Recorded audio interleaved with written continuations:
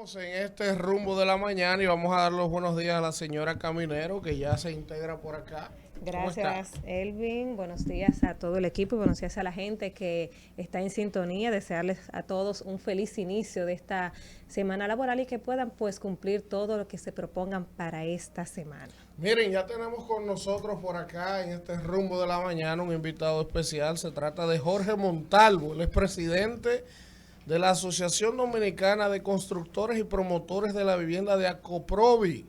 Y vamos a hablar con él sobre la realidad y el comportamiento y el aumento de los costos de los materiales de construcción. Buenos días, Jorge, bienvenido a este rumbo de la mañana. Muy buenos días y gracias a ustedes por la invitación. Jorge, hemos visto cómo la inflación global en los últimos meses, ¿verdad?, ha impactado la economía no solo de República Dominicana, sino del mundo. Y evidentemente que los materiales de construcción, en su gran mayoría que son importados, ¿verdad?, pues han sufrido un impacto en el alza de sus costos, y eso evidentemente afecta también el costo de las viviendas. Al día de hoy, ¿cuál es la realidad de los materiales de construcción? Vimos hace unos días como que había una tendencia a estabilizarse, a la baja de algunos productos, pero ¿cuál es la realidad al día de hoy y cómo ha impactado en porcentajes eso el costo de las viviendas en República Dominicana? Sí, ciertamente, tal como explicas, pues es una realidad que el tema de esas salsas ha impactado de manera importante el costo del metro cuadrado de construcción y por lo tanto el precio de las viviendas. Es una situación que no es de un día para otro, es una situación que inició desde el principio de la pandemia. Ustedes saben que la disrupción logística a nivel internacional se presentó de manera importante en todo el tema de los fletes. Los fletes se dispararon en aquel momento a un 400%, hubo materias primas que se dispararon en más de un 100%, y esto evidentemente tuvo un impacto a nivel local, sobre todo partiendo de que los proyectos de construcción, cualquier proyecto de apartamento, no es algo que se hace de un día para otro, o sea, no es una cosa que, sino que proyectos que, por ejemplo, ya se han estado entregando recientemente, son proyectos que iniciaron hace 2 años, hace año y medio, y por lo tanto, independientemente de como observabas, últimamente ha habido cierta estabilidad, pues fueron afectados por alzas, que para que ustedes tengan una idea de cuál fue el impacto, según el índice de costo directo de la vivienda, que es una estadística oficial que lleva la ONE, la Oficina Nacional de Estadística, y que se va revisando mes por mes, desde el principio de la pandemia, o sea, hace más de 2 años y pico, este índice se disparó en más de un 40%. O sea, durante todo ese periodo. Quiere decir que apartamentos, como digo, proyectos que se han estado entregando desde unos meses para acá, recibieron un impacto importante que no tiene que ser necesariamente el 40%, porque tendría que haber empezado justo el primer mes de la pandemia, pero sí ha recibido impacto de un 20, de un 30 Wow. y hasta de un 40%. Entonces, eso es importante entenderlo, porque cuando tú escuchas, por ejemplo, eso mismo, mira, pero ya se ha estabilizado, pero estamos viendo que algunos precios se han empezado a estabilizar, sí, pero ya el impacto en los costos, en el precio de los apartamentos que se están entregando, ya lo tuvo. Ya estos son buenas noticias probablemente para proyectos que vayan a empezar o que estén empezando, que se pueden empezar a planificar con cierta estabilidad en el horizonte, ¿no? Y para que ustedes tengan una idea, ese 40% en los últimos 2 meses y pico ha bajado quizás un 2%.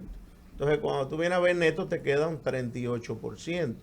Y esa estabilidad siempre es relativa porque, por ejemplo, cuando uno va monitoreando el índice, la última publicación del mes de octubre, que fue la que salió, hacía un pequeño aumento de 0.60.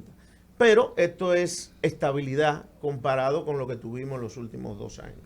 Jorge, entonces, en este sentido, yo he visto que hasta el precio tope de las viviendas económicas ha subido. Entonces, ya las viviendas económicas no son viviendas económicas. Esas viviendas que recibían cierta facilidad desde el Estado por ser viviendas económicas, veían estos días que se estaban quejando compradores porque ya no reciben esos beneficios. ¿Volveremos a tener esas viviendas económicas como en los precios de antes de la pandemia? ¿O eso será un imposible? Mire, en ese sentido, que suban el tope es positivo, y me explico. El año pasado, por ejemplo, lo que se consideraba vivienda de bajo costo era hasta 3.8 millones. Y hubo una modificación en la ley que regula ese tope y se llevó precisamente por un tema de inflación, y fue una solicitud que estuvo haciendo la asociación durante varios meses. Ya para cerca de noviembre del 2021 hubo un cambio en la ley y esos 3.8 se llevaron a 4.5. Eso es positivo, porque quiere decir que ya los beneficios que usted explica no solamente los recibe una vivienda hasta 3.8, sino que esos beneficios llegan hasta 4.5, o sea, se ajusta. Sí, ahora pero lo que estamos es difícil pidiendo, porque 4.5 no es económico, claro, no cualquiera accede a esos beneficios. Pero es mejor que sea más amplio porque más personas se pueden beneficiar. O sea, el que la logre conseguir, el que pueda adquirir una vivienda de 3.5, que la hay, sigue teniendo los beneficios. Lo interesante de esto es que el que está hasta 4.5 también lo va a tener.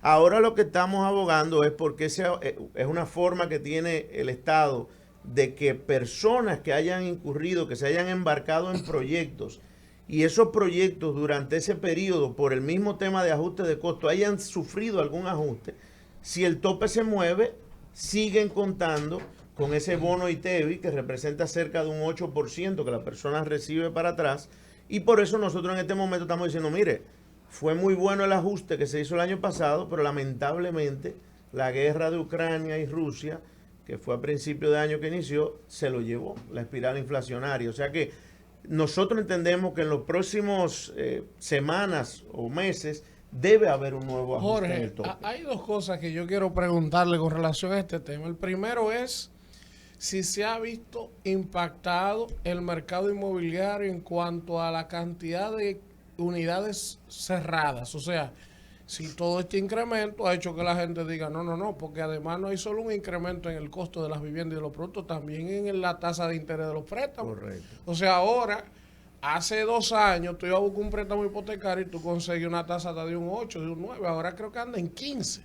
Entonces, ha hecho eso que se rezague el mercado inmobiliario, se está vendiendo menos unidades, eso por un lado. Y lo otro que quiero saber es lo siguiente, esa alza que tiene todo lo que hemos estado hablando esta mañana acá, también impacta ya las unidades en el mercado en sentido general. O sea, si se están elevando el costo de las viviendas nuevas para venderse, entonces el que ya tiene un apartamento donde quiera que lo tenga o una casa, se le eleva el precio, hay plusvalía también. Claro que sí. Mire, lo primero, ¿verdad?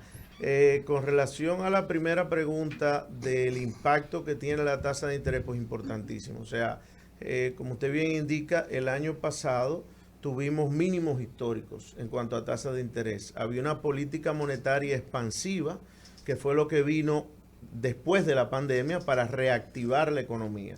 Y el sector construcción siempre reacciona muy bien a ese tipo de incentivos. Entonces, efectivamente, empezaron a desarrollarse nuevos proyectos, porque esas tasas eran atractivas tanto para promotores, para el desarrollo, como para los adquirientes. Entonces, el resultado de lo que estamos viendo hoy en construcción, porque no se hace de un día para otro, es el resultado de esa política monetaria expansiva. Ahora, ¿qué sucede? Ya desde final de año del 2021, entonces cambia la política monetaria. Las autoridades monetarias empiezan a recoger dinero y automáticamente empieza a subir la tasa de interés. Y ciertamente esto tiene un impacto y desincentiva la compra de unidades. Es por eso que nosotros en este momento ya hemos visto, a medida que va avanzando el año, si ustedes van monitoreando los números que publica periódicamente el Banco Central, en el primer trimestre del año, construcción andaba cerca de un 6%, iba muy paralelo a lo que era el crecimiento económico. Pero ya en el segundo reporte íbamos por 4, en el tercer reporte íbamos por 2, y en el último 1.9 más o menos. O sea que ciertamente ha habido una desaceleración. Quizás no se percibe más al ojo porque la construcción son proyectos que ya estaban en proceso, ¿no? Sí. Y que llevan todo un proceso de permisología, pero ya, por ejemplo, hay proyectos en carpeta que sí están a la espera de mejores condiciones. Por eso es tan importante, y ese es otro que bueno que tocas el punto de la tasa de interés, porque la tasa de interés y cómo afecta el metro cuadrado no lo lleva el índice de costo de la vivienda, porque no contempla lo que es el impacto de la tasa. Nosotros hemos hecho algunos cálculos y ese impacto que ha sido de más de un 35% lo que ha subido la tasa, ¿verdad? Sí. De 8, 9 a 11, 12, 13 y caminando hacia arriba. Entonces, y eso sí tiene un impacto en el metro cuadrado de construcción para los promotores que nos financiamos de 1.56%. Ya era el impacto que había tenido, ese 35%. Nosotros por eso entendemos que es muy probable que ya para los primeros meses del año que viene, las autoridades monetarias y financieras, entendiendo la importancia del sector construcción, que el año pasado creció un 23.4%, empiecen a hacer alguna liberación, aunque sea de manera puntual o focalizada en el sector construcción, y empezando por los que más lo necesitan. Porque tú puedes hacer liberaciones, se ha hecho en el pasado, que dice, bueno, mira, yo voy a liberar unos fondos para viviendas hasta tal precio. Exacto. Así tú ayudas a los que menos tienen y por ahí se dinamiza el sector. Y luego tú puedes llegar, por ejemplo, y decir, mira, estas liberaciones yo me voy a limitar a vivienda social, que hay unos proyectos importantes que tienen las autoridades y que cuentan con el sector privado para realizarse, bajo costo, y voy a llegar a la vivienda media. Ya luego el inmueble de lujo, no, el inmueble de lujo que responda a las variables del mercado. O sea, son medidas que en el pasado se han tomado, han sido muy efectivas y te pueden dinamizar un sector que te genera 400,000 empleos y que tiene la posibilidad de impactarte. Porque lo importante que tiene el sector construcción es que es de los que más derrame tiene en la economía en sentido general. La cadena de suplidores. Cuando la construcción está caminando, la cocinera, la que prepara los platos, la que prepara la comida, los abogados que hacen los contratos, los suplidores, el suplidor, los servicios, el que, vendedor, ¿cómo se llama? El intermediario inmobiliario. O sea, es demasiado lo que abarca. La cadena de seguros. Así mismo es. Y las autoridades lo saben y por eso nosotros entendemos que más pronto que tarde nosotros tendremos algunas medidas que vayan en beneficio del sector y que no dejen que ese proceso de ralentización que se ha venido dando en los últimos meses, pues siga avanzando. Jorge, hay un punto, porque con lo que ustedes plantean, realmente sube un elemento que las autoridades tienen que prestarle atención. Tanto el CONEP como otras asociaciones empresariales, en la última subida de alza de tasa de interés del Banco Central, pusieron el punto de alerta en atención al frenazo, al estancamiento, al crecimiento de los subsectores y de los sectores de la economía que estaba esto ya generando. Y por lo tanto, una liberación focalizada creo que es algo quirúrgico y necesario, sobre todo por lo siguiente. Ustedes están en el escenario de la tormenta perfecta. Desempleo, baja calidad de los salarios, entonces inflación para el día a día de la economía, el costo de los préstamos por las nubes, el costo de los materiales de construcción por las nubes, los materiales que se importan con el costo de flete encima y las variantes arancelarias. Es decir, ustedes tienen un escenario que para cerrar esto y volvernos a ver cuando haya condiciones. Ese fue uno de los términos que utilizamos hace unos meses en una visita que hicimos al gobernador. Le decíamos, cuando veíamos lo que se aproximaba, sí, y decíamos, mire, nosotros en el pasado hemos tenido en momentos diferentes, ha habido guerra, ha habido situación de alza del petróleo, sí, hemos tenido en otro momento tasas de interés altas. Lo que no había sucedido quizás es todos los factores juntos. Y eso es lo que se ha presentado, como sí, tú bien dices, que puede ser un ingrediente complicado y material para una tormenta perfecta. Yo creo que las autoridades tienen las herramientas para que esto se pueda resolver y se pueda dinamizar el sector. Me parece que en este momento el tema de las liberaciones focalizadas es una medida. Y lo otro es también que hay que entender que también ahí viene una parte que le toca al empresariado y a la cadena de comercialización completa. Es el tema de que, señores, el tema de los materiales, o sea, ya han bajado los fletes llegaron a disparar. Por ejemplo, un flete, para que ustedes tengan una idea, de China, que antes de la pandemia costaba $2,000, llegó a costar durante la pandemia $22,000, ¿verdad? Estamos hablando un 400%. Pero hoy por hoy está en $7,000, $8,000. Entonces, hay precios en los materiales de construcción que no se justifican. Sí. El cemento. Sí. El cemento durante ese periodo ha subido cerca de un 36, 37%. Y ahora con esta estabilización, que han bajado los fletes, que ha bajado el transporte, que ha bajado un poco, no ha habido ninguna reducción, ninguna. El caso del acero sí ha habido cierta reducción. El atado de claro, varilla. pero para que ustedes tengan una idea, el atado de varilla desde el inicio de la pandemia se llevó a disparar en más de un 75%. Sí. Y ahora recientemente bajó un 7%. Pero es importante que Sí. así suceda Sí. y debe ser un proceso. No podemos aspirar, y estamos claros, a Al precios momento. prepandemia, Claro. porque las economías se van ajustando. Ahora, estamos en un momento que ciertamente ante la imposibilidad de la situación de que podamos tener tasa competitiva en el próximo mes, 2 meses, lo que le quedaría este año es estabilidad en los precios de los materiales. Y eso sería positivo para el sector, porque esas son de las cosas que permiten que un promotor tome la decisión de embarcarse en un proyecto. Correcto. O sea, si yo veo que las expectativas son, no, mira, yo tengo estabilidad en los precios, o tengo una ligera mejoría, me están bajando algunos productos. No, mira, yo pienso que el año que viene, temprano en el año, va a haber una liberación. Entonces yo, ese proyecto que estoy armando, termino de aprobarlo, lo tengo listo para lanzarlo en los primeros meses del año. Pero son decisiones que se empiezan a tomar no desde ahora, sino probablemente desde antes, de hace unos meses. Jorge, mire, casualmente en este momento, digamos que hay una especie de guerra entre los constructores y los adquirientes, ¿verdad? Por el tema de la variación de precios, sobre todo con gente que vive fuera del país, que no tiene, ¿verdad?, contacto directo con esta situación que se está dando en el día a día. Casualmente hoy yo tengo un caso con un cliente mío que vive fuera del país porque le han notificado, ¿verdad?, la constructora ha notificado que le va a aumentar un 30% el valor que habían acordado. Estamos hablando de más de 1,000,000 y pico de pesos y él está totalmente negado a esto. Entonces yo le expliqué, mira, ha habido una variación real. Yo mismo estaba haciendo una construcción y tengo más de un año que no pongo un blog, precisamente por eso.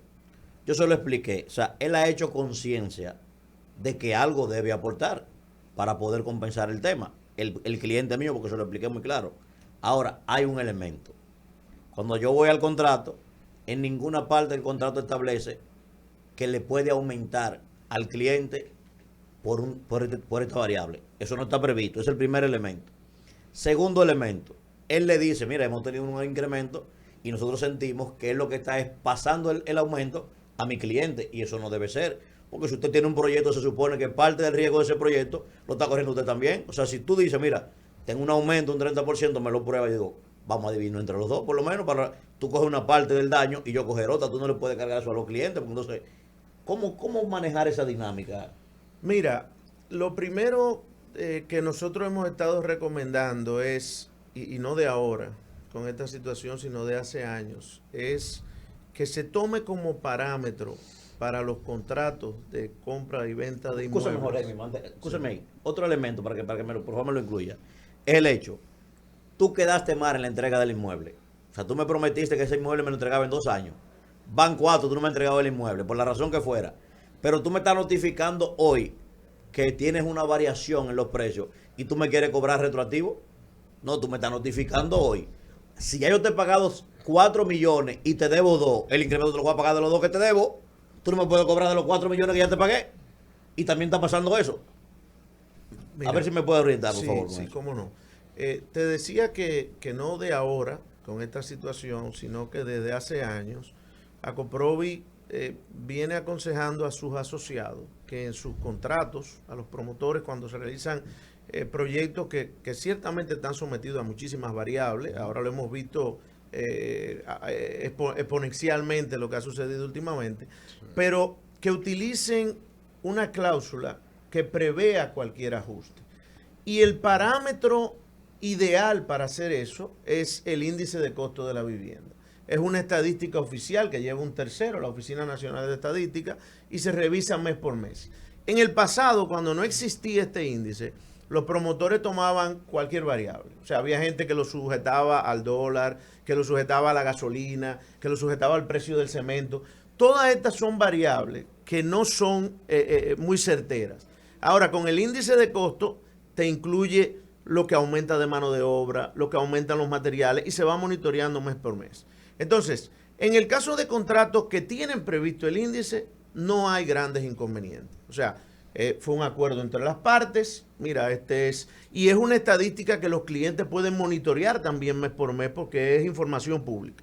Ahora, ¿qué sucede en los casos en que no fue previsto de esta manera? Bueno, mira, para una situación como la que ha sucedido, que como estoy explicando hace un momentico, se ha disparado un 40%, yo creo que una medida sana pudiera ser que tanto en ese proceso conciliatorio que se da, en el que está tu cliente, el cliente que, mira, me están diciendo esto, lo otro, una medida sana pudiera ser tomar como referencia el mismo índice, aunque no estuviera.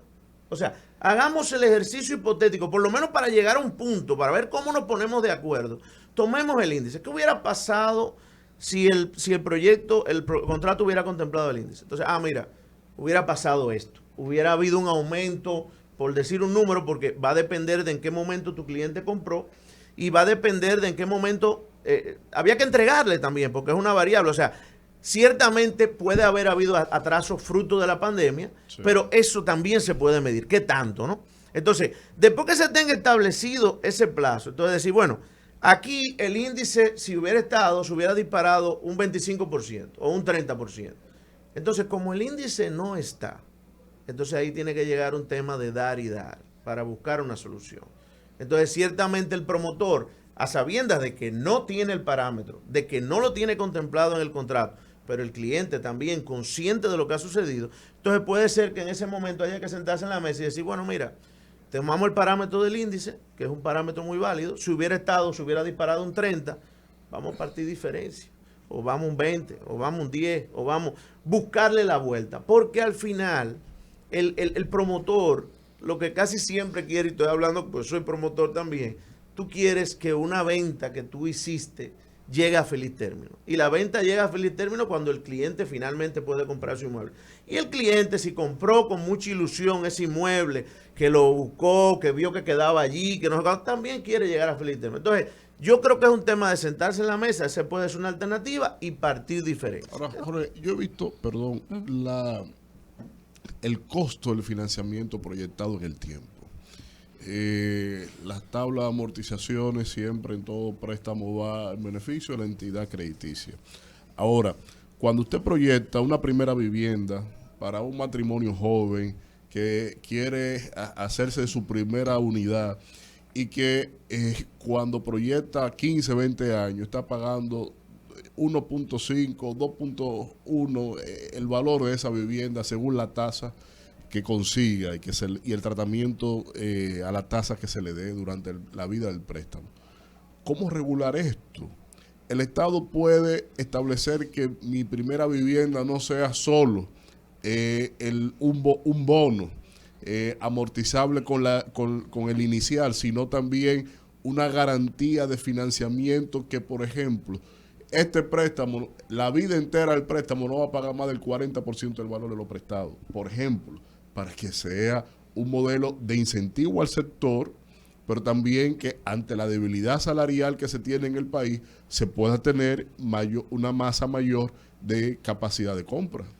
Mira, ese es uno de los grandes retos, ¿no? ¿Cómo hacemos posible el acceso a la vivienda? Sí. Y yo creo que estamos más cerca que antes, y me explico. Hasta hace 1 año y pico, o 2 años, aquí no existía el mercado de lo que era la vivienda social. O sea, había un segmento de viviendas que el sector privado solo no podía producir. O sea, ya tenemos más de 10 años con la ley de mercado hipotecario y fideicomiso, por lo tanto ahí fue que entró en el mercado lo que se llama la vivienda de bajo costo. Ahora, la vivienda de bajo costo empezaba prácticamente de 2.5, 2.7 en adelante. Y llegaba el bajo costo que dijimos que lo subieron hasta 4.5. Ahora, el resto no era atendido. Y según un estudio de demanda efectiva que hizo Acoprovi hace ya como unos 5 años, cerca del 36% en ese momento solamente podía pagar una vivienda hasta 4 millones. O sea, no, el 90% solo podía pagar una vivienda hasta 4 millones. Wow. Y de ese 90%, el 36% solo la podía pagar a 1 punto y algo. O sea, quiere decir que había una gran parte de esa gran demanda del 90% que estaba siendo desatendida. Ahora, con la entrada de los proyectos, ya ustedes tienen que haber escuchado los términos, el tema familia feliz y mi vivienda. Sí. Entonces ya entra ese gran mercado de la vivienda social, en la que el Estado pone una parte para que los clientes puedan acceder a la vivienda. Y con relación, en el caso específico de familia feliz, tiene un subsidio a la tasa de interés de un 50%. Carajo, Entonces, claro, ya tú tienes que una persona que, y tú calificas, hay una página, la gente entra y se va haciendo una bolsa de clientes que se van habilitando para el plan. Y tú, por ejemplo, si la tasa de interés está en un 12%, 11%, pues tú tienes un subsidio de la tasa de la mitad. O sea que tú accedes a tasa de un 5, un 6%. Esto es, ya te sabes, o sea, eso tiene un impacto importantísimo en la familia y en la posibilidad de acceder a la vivienda. Entonces, a eso tú sumas, ese subsidio a la tasa de interés, tú sumas el bono ITEVI que se mantiene, ¿verdad? Que es cerca de un 8%. Tienes un bono mujer, en el caso de cuando la mujer es jefa de hogar. Sí. Y no estoy seguro cuál es el porcentaje, pero hay un bono mujer. Y tienes un % al inicial, un bono adicional, que va llega hasta un 28%. O sea, creo que como entre un 20 y un 28%. Entonces, al final, muchas de estas familias, ese fue el ejercicio que se hizo, pueden acceder a una vivienda digna, segura, nueva, con lo que probablemente estaban pagando de alquiler en viviendas en muy malas condiciones. Ustedes saben que cualquier vivienda en un barrio vale 5,000, 6,000 pesos cayéndose a pedazos.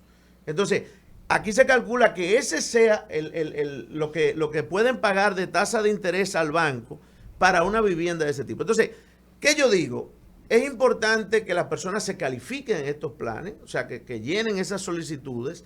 Y luego es importante que el sector privado se embarque en esos proyectos. Jorge. O sea, porque se está pensando en que el sector privado sea el que desarrolle esos proyectos y el gobierno sea el que dé la facilidad. O sea, que nosotros como Acoprovi estamos apoyando estos programas, correcto. Familia Feliz y Mi Vivienda, y lo que necesitamos es que en el largo plazo haya cada vez más proyectos de este tipo para que las personas puedan acceder a una vivienda digna. Jorge, antes de la pandemia había muchas construcciones en el país y uno decía, wow, ¿por qué es lo que pasa? Tantos proyectos que se están construyendo. Llegó la pandemia, todo se paró. Ha empezado a reactivarse, aunque conozco gente, yo tengo amigos que son constructores que todavía tienen los proyectos parados precisamente por la estabilidad. Me gustaría saber en qué porcentaje se han reactivado esos proyectos que estaban parados. Por donde yo vivo también hay como 3 proyectos que tienen casi 2 años parados. ¿En qué porcentaje se han reactivado esos proyectos que se pararon por la pandemia? Mira, yo te diría que el tema de la pandemia, los proyectos que se paralizaron, tuvimos básicamente paralizado, como tuvo la economía en general, algunos 2 o 3 meses, creo que era, en el 2020. Luego, a partir de ahí, el sector se dinamizó de manera importante y ya desde final del 2020 y todo el 2021 ha habido una cantidad importante de proyectos y fruto de eso es el crecimiento económico que tuvo el sector de un 23.4%.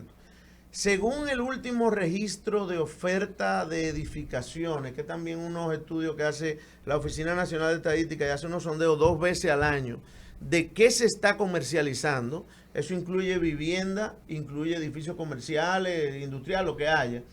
La pena es que solamente se circunscribe, quisiéramos que fuera de carácter nacional, pero todavía no lo es, se circunscribe al Gran Santo Domingo. Y en el último publicado, que fue del primer semestre de este año, se incluyó Pedrobrán, que hay mucho movimiento por Pedrobrán, se incluyó Guerra y se incluyó Boca Chica. O sea, tú tienes el Gran Santo Domingo, ¿verdad? Santo Domingo Norte, este, oeste, no sé qué, el distrito, y esas Pedrobrán, Guerra y el otro.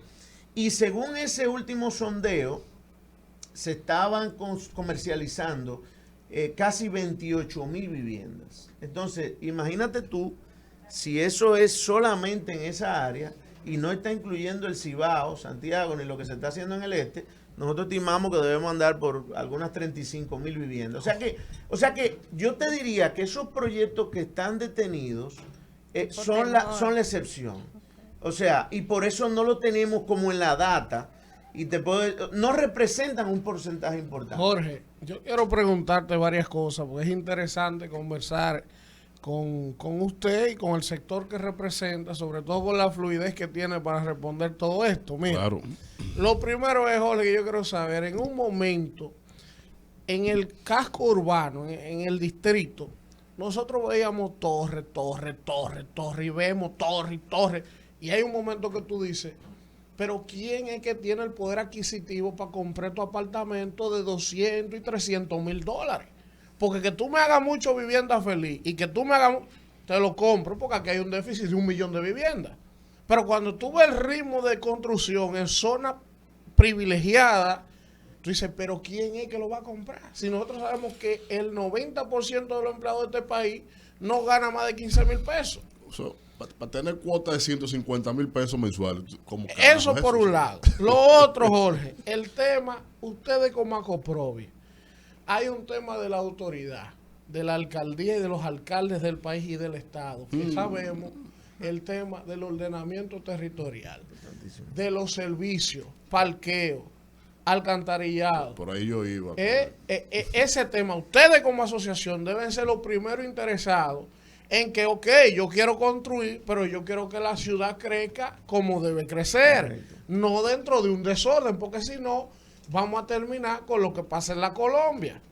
Eso se desarrolló ahí, hay un callejón, y entonces es un desastre. Al final, tú como constructor no puedes solo tener la visión de ganarte el dinero, sino de que tu construcción coja valor, de que tus proyectos sean, ¿verdad?, para que ustedes puedan seguir. Entonces, esos dos temas, el tema de a quién va dirigida esa cantidad de construcciones de lujo, quién puede comprar tanto, y el tema de los servicios y los bienes en el territorio, los parqueos, el alcantarillado, las aguas subterráneas.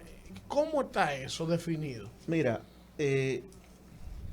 para tratar ese tema definitivamente hay que ver la importancia de la ley de ordenamiento territorial. Nosotros tuvimos el año pasado, a esta fecha, nuestra 7ª mesa de la vivienda, que es el evento más importante que tiene la asociación, que se realiza cada 2 años, y contamos en esa ocasión con la presencia del presidente de la República, y una de las cosas que le solicitábamos en ese momento era precisamente empujar la aprobación de la ley de ordenamiento territorial.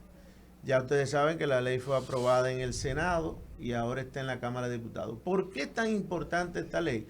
Bueno, porque a partir de esa ley es que se pueden trazar planes de ordenamiento de los diferentes territorios. O sea, después que tengamos las reglas claras de cuáles son las tierras de carácter agrícola, cuáles son las tierras que tienen carácter urbano, cuáles son las tierras que hay que proteger desde el punto de vista del medio ambiente. O sea, de esa forma es que podemos ordenar el territorio. Y es increíble saber que a esta altura de juego solamente el Distrito Nacional cuenta con un POT, con un plan de ordenamiento territorial. Me parece que San Pedro, pero muy poco. O sea, es increíble. O sea que el gran reto que tendremos a partir de la aprobación de la ley es la aprobación de todos esos planes de ordenamiento territorial para regular el territorio nacional. Y en ese sentido va a ser muy importante el acompañamiento del Ministerio de Economía, Planificación y Desarrollo, que es el que está empujando esa ley. ¿Por qué? Porque nosotros sabemos que hay alcaldías en el país, muchas, que no tienen ni siquiera una dirección de planeamiento urbano. No. Que los permisos es el alcalde en un cuarto y en otro los regidores. Que en muchos casos no tienen la preparación técnica para tomar decisiones, y por eso tú te encuentras proyectos que aterrizan como un platillo volador en un sitio que tú dices, pero sí, ¿de dónde? Sí. Pero ¿quién pensó en esto? ¿Cómo se le ocurrió poner eso ahí? Porque no había un personal capacitado que pudiera tomar la decisión. Entonces, por eso tan trascendente y tan importante esa ley. Porque ciertamente cuando tú tienes una planificación correcta del territorio, entonces tienen que empezar a converger todo ese tipo de cosas que tú comentas, que es una planificación de las aguas, de las alcantarillas, de todo el tema. Que en un sitio como el distrito, que tú dirías, bueno, hay un plan de ordenamiento territorial. Sí, pero todavía tenemos una infraestructura muy pobre. O sea, creo que apenas el 30% del distrito tiene el tema de alcantarillado. O sea que hay mucho trabajo por hacer y el sector privado siempre va a una velocidad mayor que el sector público. O sea, históricamente ha sido así.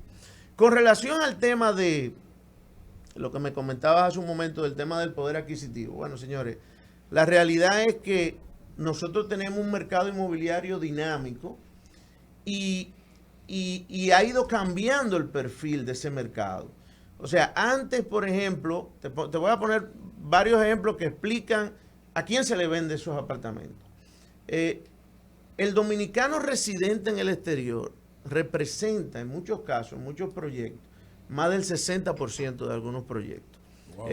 Por ejemplo, en bajo costo, el dominicano residente en el exterior, la mayoría representa más de un 60%. Wow. El que vive en el exterior quiere comprar su vivienda en su país.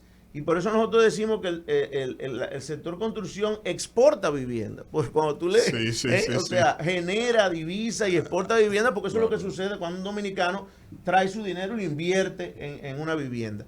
Entonces, ¿qué ha sucedido? El perfil del comprador, por ejemplo, en el distrito, ha ido cambiando. Ya el dominicano residente en el exterior no se limita a comprar donde vivía. O sea, no, porque yo me crié en Santo Domingo Este, yo vivía, cerca de lo que es hoy la ciudad Juan Bosch, yo compré en ciudad Juan Bosch. No, ya ese dominicano está cada vez más educado y compra desde el punto de vista de inversión. Exacto. Entonces, si está en Santo Domingo Este, te va a comprar por Almas Rosa, que se están haciendo unas torres espectaculares. Si compra en el Distrito Nacional, busca por el polígono. Entonces, ¿qué sucede también? Que el mercado ha ido cambiando y los promotores nos hemos ido adaptando. Ya es poco frecuente en todas esas torres que ustedes ven, esos proyectos de que esas son torres que tengan 200 metros, 300 metros.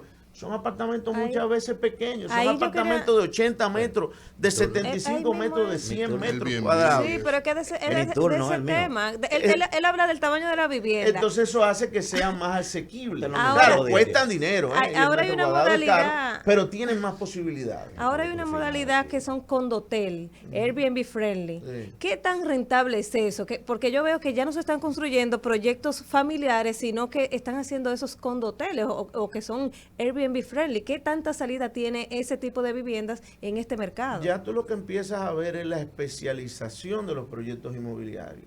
O sea, lo que hace un tiempo se empezó a dar con apartamentos de 1 y de 2, que las personas lo compraban como inversión porque se renta muy bien y es una renta que, por ejemplo, en el polígono está dolarizada. O sea, ya tú tienes tu retorno dolarizado y garantizado. Entonces tú has empezado a ver que, sobre todo a raíz de la pandemia, se empezó a ver un mercado nuevo, y eso no sucedió solamente en República Dominicana, y fue el tema del Airbnb. Entonces, ¿qué se está dando? Se están dando proyectos especiales para eso, o sea, que ya contemplan inclusive una oficina administrativa dentro de la torre, para que cuando las personas vienen a utilizar su Airbnb, pues entonces ya hay una oficina que los recibe, ahí se guardan las llaves y todo ese tipo de cosas. Sí. Siguen funcionando, hay proyectos de Airbnb que conviven con apartamentos normales, pero ya cada vez más tú tienes especialización. No solamente en la capital, sino en la zona oriental, igual en Punta Cana y en el área del este, que ya inclusive son proyectos que no necesariamente están en primera línea de playa, sino que están orientados a personas que viven porque trabajan allá o porque hicieron esa inversión para rentarle a personas que ya no van a un hotel, sino que prefieren ir a un Airbnb y conocer todo lo que le ofrece la ciudad. Ir a un restaurante, alquilar un carro y todo este tipo de cosas ha ido cambiando y tú tienes otro mercado totalmente diferente. O sea que realmente hay para todos. Jorge, quisiera llevar la anterior pregunta que le hizo mi compañera, quisiera llevarla como el plano de la realidad de lo que ha estado pasando. El tema de la pandemia ha generado diversos estudios de cuál ha sido el impacto en diferentes segmentos. Me explico. Hay estudios de cómo ha impactado en la pobreza, cómo ha impactado en la economía de los países, cómo ha impactado la educación, sobre todo el daño que causó en la dinámica educativa. Entonces, quisiera saber, ustedes por la experiencia que tienen, uno que no maneja esos temas técnicos, ¿cómo impacta en el tiempo de entrega de una vivienda? Usted habló nosotros estuvimos cerrados prácticamente 4 meses, ¿verdad?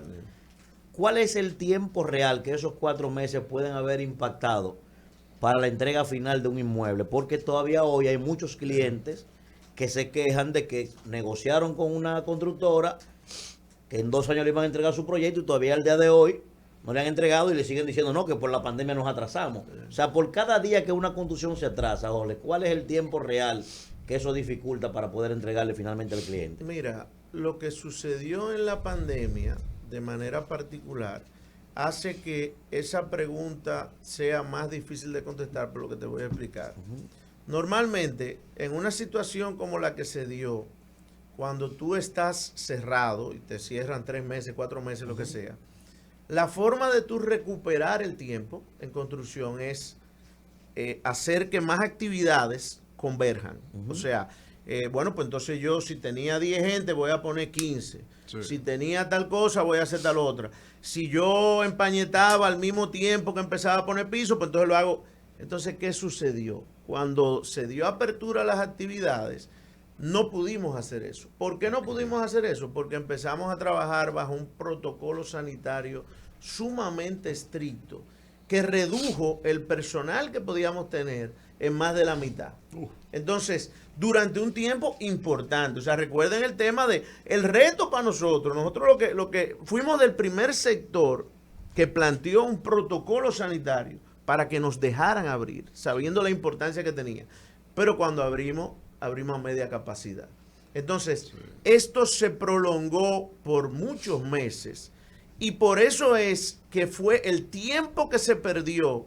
No solamente fue el tiempo de los 4 meses o de los 3 meses, sino que si tú estuviste operando 10, 11 meses bajo unas condiciones restrictivas, entonces tú no solamente perdiste esos meses, sino que perdiste otros.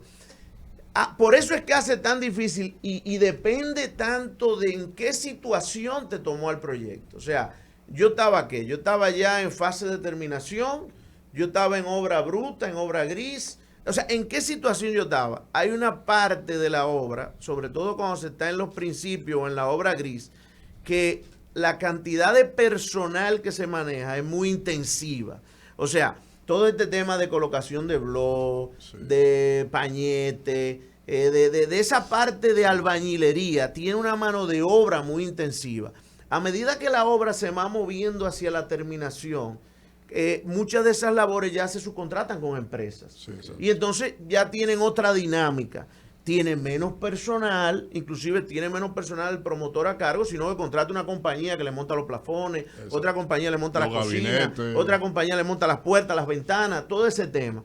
Entonces, por eso es tan difícil, yo te diría, de medir y tú pedirle a un promotor, usted tenía que recuperar el tiempo.